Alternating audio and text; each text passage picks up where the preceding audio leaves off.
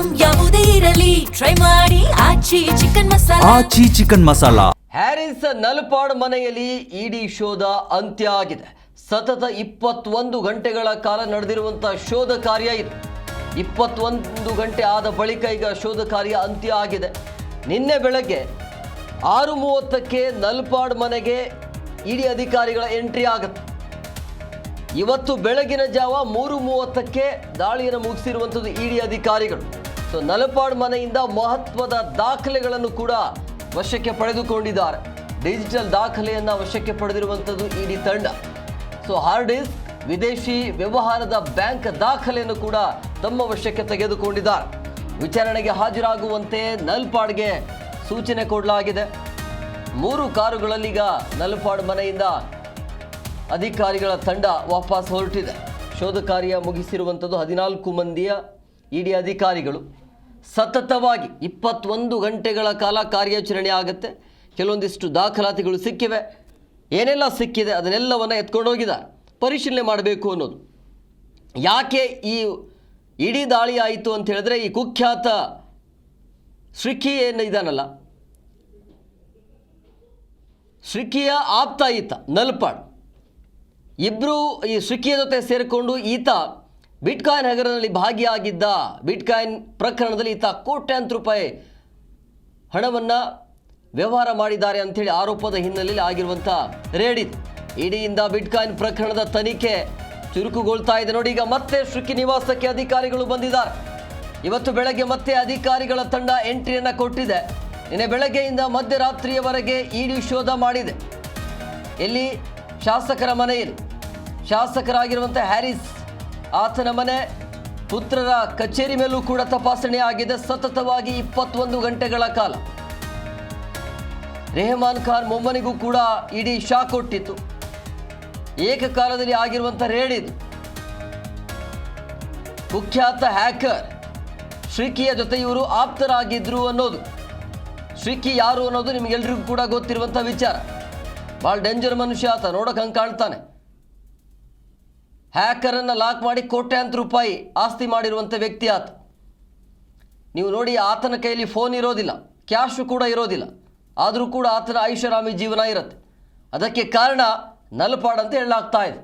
ಆ ಪ್ರಕರಣದ ಹಿನ್ನೆಲೆಯಲ್ಲಿ ಈ ಒಂದು ತನಿಖೆ.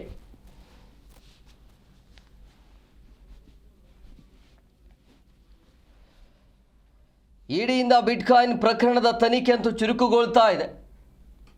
ಶ್ರೀಕಿ ನಿವಾಸಕ್ಕೆ ಈಗ ಮತ್ತೆ ಅಧಿಕಾರಿಗಳ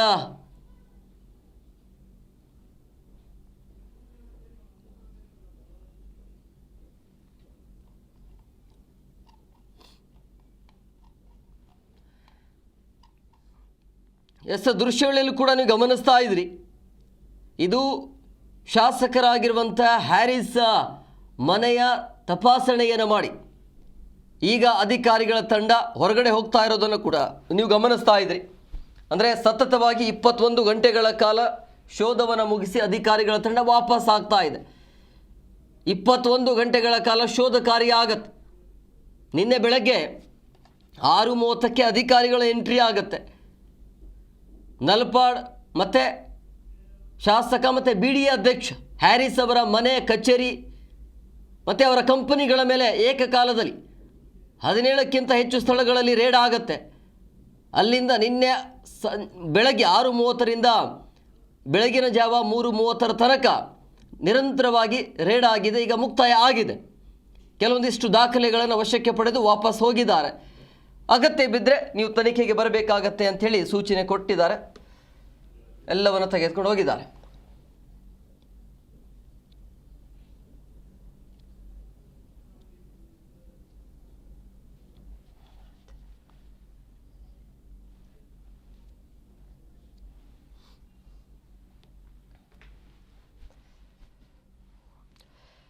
ಹ್ಯಾರಿಸ್ ನಲ್ಪಾಡ್ ಮನೆಯಲ್ಲಿ ಇಡಿ ಅಧಿಕಾರಿಗಳ ಶೋಧ ಅಂತ್ಯ ಆಗಿದೆ. ಈಗ ನೇರವಾಗಿ ನಲ್ಪಾಡ್ ಮನೆಯಿಂದ ನಮ್ಮ ಪ್ರತಿನಿಧಿ ವಿಶ್ವನಾಥ್ ಅವರಿದ್ದಾರೆ. ವಿಶ್ವನಾಥ್, ಸತತವಾಗಿ 21 ಗಂಟೆಗಳ ಕಾಲ ರೇಡ್ ಇರುತ್ತೆ. ಏನೆಲ್ಲ ಸಿಕ್ಕಿದೆ?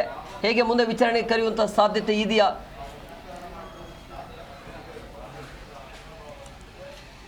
ಹೇಮಕುಮಾರ್, ಇಡಿ ಅಧಿಕಾರಿಗಳು ನಿನ್ನೆ ಬೆಳ್ಳಂಬೆಳಗ್ಗೆ ಶಾಸಕ ಹ್ಯಾರಿಸ್ ಮತ್ತು ನಲ್ಪಾಡ್ ಮನೆಗಳು ಸೇರಿ ಶ್ರೀಕಿ ಮನೆ ಸೇರಿ 12 ಕಡೆಗಳಲ್ಲಿ ಏಕಕಾಲದಲ್ಲಿ ದಾಳಿಯನ್ನು ನಡೆಸಿ ಬಿಟ್ಕಾಯಿನ್ ವ್ಯವಹಾರಕ್ಕೆ ಸಂಬಂಧಪಟ್ಟಂತೆ ಅಂದರೆ ರಾಜ್ಯದಲ್ಲಿ ದೊಡ್ಡ ಮಟ್ಟದ ಸಂಚಲನವನ್ನು ಮೂಡಿಸಿದಂತಹ ಪ್ರಕರಣ ಇದು. ಅದರಲ್ಲೂ ಕೂಡ ಹ್ಯಾಕರ್ ಶ್ರೀಕಿ ಏನಿದ್ದಾನೆ ಆತನಿಗೆ ದೊಡ್ಡವರ ಕಾಂಟ್ಯಾಕ್ಟ್ ಇದೆ, ಆತನೇ ಬಿಟ್ಕಾಯಿನ್ಗಳನ್ನು ಹ್ಯಾಕ್ ಮಾಡಿ ಬೇರೆ ಬೇರೆಯವರಿಗೆ ತಲುಪಿಸ್ತಾ ಇದ್ದ ಅನ್ನೋ ಒಂದು ಹಿನ್ನೆಲೆಯಲ್ಲಿ ಕೂಡ ಸಾಕಷ್ಟು ಆರೋಪಗಳು ಕೂಡ ಇತ್ತು. SIT ರಚನೆ ಆಗಿತ್ತು. ಅದಾದಮೇಲೆ CCB ಅಧಿಕಾರಿಗಳು ಕೂಡ ತನಿಖೆಯನ್ನು ನಡೆಸಿದ್ರು. ಆದರೆ ಇದುವರೆಗೂ ಕೂಡ ಒಂದು ಅಂತಿಮ ಹಂತಕ್ಕೆ ಈ ಒಂದು ತನಿಖೆ ಬಂದಿಲ್ಲ. ಹೀಗಾಗಿಯೇ ಅಧಿಕೃತವಾಗಿ ಇಡಿ ಅಧಿಕಾರಿಗಳು ಒಂದು ಪ್ರಕರಣಕ್ಕೆ ಎಂಟ್ರಿ ಕೊಟ್ಟಿರುವಂಥದ್ದು. ನಿನ್ನೆ ನಲ್ಪಾಡ್ ಆಗಿರಬಹುದು ಮತ್ತು ಶಾಸಕ ಹ್ಯಾರಿಸ್ ಮನೆಯಲ್ಲಿ ತಲಾಶೆಯನ್ನು ಕೂಡ ನಡೆಸಿರುವಂಥದ್ದು. ಮತ್ತೊಂದು ಕಡೆ ಜಯನಗರದಲ್ಲಿರುವಂತಹ ಶ್ರೀಕಿ ಮನೆಯಲ್ಲೂ ಕೂಡ ಪರಿಶೀಲನೆಯನ್ನು ನಡೆಸಲಾಗಿತ್ತು. ಅಂದರೆ 6:30ಕ್ಕೆ ಎಂಟ್ರಿ ಕೊಟ್ಟಂತಹ ಅಧಿಕಾರಿಗಳೇನಿದ್ದಾರೆ ನಿರಂತರವಾದಂತಹ ಶೋಧ ಕಾರ್ಯಾಚರಣೆಯನ್ನು ನಡೆಸಿರುವಂಥದ್ದು. ಇಂದು ಬೆಳಗಿನ ಜಾವ 3:30ವರೆಗೂ ಕೂಡ ಆ ಶೋಧವನ್ನು ಮಾಡಿ ತದನಂತರ ಇಲ್ಲಿ ಕೆಲವೊಂದು ಎವಿಡೆನ್ಸ್ಗಳು ಅಂದರೆ ಟೆಕ್ನಿಕಲ್ ಎವಿಡೆನ್ಸ್ಗಳಾಗಿರ್ಬೋದು ಮತ್ತು ಇಲ್ಲಿ ವಿದೇಶಿ ವ್ಯವಹಾರದ ಬಗ್ಗೆಯೂ ಕೂಡ ಏನು ಬ್ಯಾಂಕ್ ಖಾತೆಗಳ ಒಂದು ವ್ಯವಹಾರ ಆಗಿರಬಹುದು ಮತ್ತು ಅದೇ ರೀತಿಯಾದಂಥ ಕೆಲವೊಂದು ಮಹತ್ವದ ದಾಖಲೆಗಳನ್ನು ಎವಿಡೆನ್ಸ್ಗಳನ್ನು ಕಲೆಕ್ಟ್ ಮಾಡ್ಕೊಂಡು ಹೋಗಿದ್ದಾರೆ ಮತ್ತು ಕೆಲವೊಂದು ಪ್ರಶ್ನೆಗಳನ್ನು ಕೂಡ ಕೇಳಿರುವಂಥದ್ದು. ಇನ್ನು ಈ ಎಲ್ಲ ದಾಖಲೆಗಳನ್ನು ಕೂಡ ಕ್ರೋಢೀಕರಣ ಮಾಡಿಕೊಂಡು ಇದನ್ನು ಕಂಪ್ಲೀಟಾಗಿ ಪರಿಶೀಲನೆಯನ್ನು ನಡೆಸೋ ಮುಖಾಂತರವಾಗಿ ಮತ್ತು ಶ್ರೀಕಿಯ ಜೊತೆ ನಲ್ಪಾಡ್ಗೆ ಇದ್ದಂತಹ ಸಂಪರ್ಕ ಏನಿತ್ತು ಅದು ಕೂಡ ಒಂದು ಕಡೆಗಳಲ್ಲಿ ಪ್ರೂವ್ ಆಗಿತ್ತು. ಅದರಲ್ಲೂ ಕೂಡ ಕೆಲವೊಂದು ಫೋಟೋಗಳು ಕೂಡ ವೈರಲ್ ಆಗಿದ್ವು. ಅದೇ ರೀತಿಯಾಗಿ ಬಿಟ್ಕಾಯಿನ್ ಮುಖಾಂತರವಾಗಿ 10 ಲಕ್ಷ ಜಮೆ ಆಗಿತ್ತು. ಅಂದರೆ ಗೋವಾ ಕಡೆಯಿಂದ ಈ ನಲ್ಪಾಡ್ ಅಕೌಂಟ್ಗೆ 10 ಲಕ್ಷ ರೂಪಾಯಿ ಜಮೆ ಆಗಿರುತ್ತೆ. ಅದನ್ನು ಕೂಡ ರಿಕವರಿ ಕೊಡ್ತೀವಿ ಅಂತ ಕೂಡ ನಲ್ಪಾಡ್ ಹೇಳಿದರು. ಆದರೆ ಅದು ಕೂಡ ಮಾಡಿರಲಿಲ್ಲ. ಹೀಗಾಗಿ ಅಧಿಕಾರಿಗಳು ತುಂಬ ಸೂಕ್ಷ್ಮವಾಗಿ ಇದನ್ನು ಪರಿಗಣನೆಗೆ ತೆಗೆದುಕೊಂಡು ನಿನ್ನೆ ದಾಳಿಯನ್ನು ನಡೆಸ್ತಾರೆ. ನಿರಂತರವಾದಂತಹ ಪರಿಶೀಲನೆ ನಡೆಯುತ್ತೆ. ಆ ಸಂದರ್ಭದಲ್ಲಿ ಎವಿಡೆನ್ಸ್ಗಳು ಟೆಕ್ನಿಕಲ್ ಎವಿಡೆನ್ಸ್ಗಳಾಗಿರಬಹುದು, ದಾಖಲೆಗಳಾಗಿರಬಹುದು ಮತ್ತು ಕೆಲವೊಂದು ವಿದೇಶಿ ವ್ಯವಹಾರದ ಬಗ್ಗೆ ಏನೆಲ್ಲ ಡಾಕ್ಯುಮೆಂಟ್ ಏನಿತ್ತು ಆ ಬ್ಯಾಂಕ್ ಖಾತೆಗಳ ಮಾಹಿತಿಯನ್ನು ಕೂಡ ಪಡ್ಕೊಂಡಿರುವಂಥದ್ದು. ಹೀಗಾಗಿ ಅವುಗಳನ್ನು ತೆಗೆದುಕೊಂಡು ಹೋಗಿ ನಿರಂತರವಾಗಿ ಪರಿಶೀಲನೆ ನಡೆಸ್ತಾರೆ ಮತ್ತು ತಾಳೆ ಮಾಡಿ ನೋಡ್ತಾರೆ. ಏನಾದರೂ ಬೇರೆ ಬೇರೆ ವ್ಯವಹಾರಗಳು ಕಂಡು ಬಂದಂತಹ ಸಂದರ್ಭದಲ್ಲಿ ವಿಚಾರಣೆಗೆ ಅವಶ್ಯಕತೆ ಇದ್ದಂತಹ ಸಂದರ್ಭದಲ್ಲಿ ನಲ್ಪಾಡ್ಗೂ ಕೂಡ ಕರೆಸುವಂತಹ ಸಾಧ್ಯತೆ ಇರುತ್ತೆ ಮತ್ತು ಶಾಸಕರಿಗೂ ಕೂಡ ಕರೆಸುವಂತಹ ಸಾಧ್ಯತೆ ಕೂಡ ಇರುತ್ತೆ. ಅಂದರೆ ಇಂತಹ ದಿನ ನೀವು ವಿಚಾರಣೆಗೆ ಹಾಜರಾಗಿ ಅನ್ನೋ ಒಂದು ಆ್ಯಂಗಲ್ನಲ್ಲೂ ಕೂಡ ಅವರು ಕರೆಯುವಂತಹ ಸಾಧ್ಯತೆ ಕೂಡ ಇರುವಂಥದ್ದು. ಒಟ್ಟಾರೆಯಾಗಿ ಬಿಟ್ಕಾಯಿನ್ ಹಗರಣ ಏನಿದೆ ಅದು ದೊಡ್ಡ ಮಟ್ಟಕ್ಕೆ ಸಂಚಲನ ಮೂಡಿಸಿತ್ತು. ಅಂದರೆ ಹ್ಯಾಕರ್ ಶ್ರೀಕಿ ಏನಿದ್ದಾನೆ ಆತನಿಗೆ ದೊಡ್ಡವರ ಲಿಂಕ್ ಇತ್ತು ಮತ್ತು ಆತನ ಜೊತೆ ಆತ ಲೈಫನ್ನು ಎಂಜಾಯ್ ಮಾಡೋದಕ್ಕೋಸ್ಕರನೇ ಬಿಟ್ಕಾಯಿನ್ಗಳನ್ನು ಹ್ಯಾಕ್ ಮಾಡುವಂಥದ್ದು, ಇಲ್ಲಿ ಬೇರೆಯವರಿಗೂ ಕೊಡುವಂಥದ್ದು, ಇಂತಿಷ್ಟು ಹಣವನ್ನು ಕೂಡ ಪಡೆದುಕೊಳ್ತಾ ಇದ್ದಾನೆ ಅನ್ನೋ ಮಾಹಿತಿ ಕೂಡ ಇದೆ. ಈ ಹಿನ್ನೆಲೆಯಲ್ಲಿಯೇ ದೊಡ್ಡ ಮಟ್ಟಕ್ಕೆ ಒಂದು ಅಂತಾರಾಷ್ಟ್ರೀಯ ಮಟ್ಟದಲ್ಲೂ ಕೂಡ ಸದ್ದು ಮಾಡಿದಂತಹ ಪ್ರಕರಣ ಇದೆ. ಹೀಗಾಗಿ ಶ್ರೀಕಿಯ ಲಿಂಕಲ್ಲಿರುವಂಥವ್ರಿಗೆ ಎಲ್ಲರಿಗೂ ಕೂಡ ಜಾಲಾಡುವಂತಹ ಮತ್ತು ಅವರ ಒಂದು ಹಿನ್ನೆಲೆ ಆಗಿರಬಹುದು. ಅದೇ ರೀತಿಯಾಗಿ ಈ ಪ್ರಕರಣದಲ್ಲಿ ಅವರ ಇನ್ವಾಲ್ವ್ಮೆಂಟ್ ಏನು ಅನ್ನೋ ಒಂದು ಆ್ಯಂಗಲ್ನಲ್ಲಿ ಅಂದರೆ ಅಕ್ರಮವಾಗಿ ಹಣ ವರ್ಗಾವಣೆ ಆಗಿರುವಂಥದ್ದು ಇಲ್ಲಿ ಮೇಲ್ನೋಟಕ್ಕೆ ಸಾಬೀತಾಗಿತ್ತು. ಹೀಗಾಗಿ ಇಡಿ ಅಧಿಕಾರಿಗಳು ದಾಳಿಯಲ್ಲಿ ನಡೆಸಿದ್ದಾರೆ.